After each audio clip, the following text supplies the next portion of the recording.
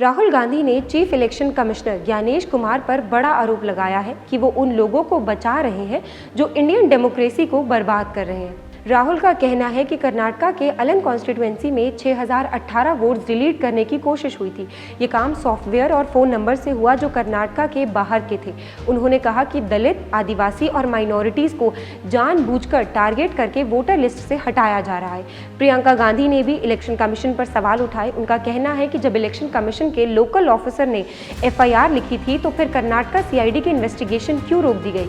CID ने 18 महीने में 18 लेटर्स भेजे, पर इलेक्शन कमीशन ने अब तक IP एड्रेस, OTP और डिवाइस डिटेल्स देने से मना किया।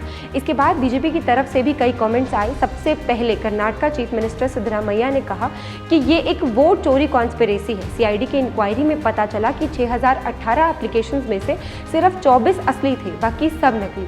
बीजेपी ने कांग्रेस के आरोप को बेसलेस बताते हुए राहुल पर इल्जाम लगाया कि वो इन्फिल्ट्रेटर्स फर्स्ट पॉलिटिक्स कर रहे हैं। अमित शाह ने बिहार रैली में कहा कि इंडिया ब्लॉक अगर पावर में आया तो देश में इन्फिल्ट्रेशन बढ़ जाएगा। यूनियन मिनिस्टर रामदास अथवाले और बीजेपी MP अनुराग ठाकुर ने भी राहुल के एलिगेशंस को झूठा बताया और कहा कि कांग्रेस बार बार हार कर फ्रस्ट्रेशन में ये सब कह रही है। वहीं इलेक्शन कमीशन का कहना है कि राहुल के चार्जेस इनकरेक्ट और बेसलेस है और वोटर्स का नाम बिना सुनवाई के लिस्ट से डिलीट ही नहीं हो सकता।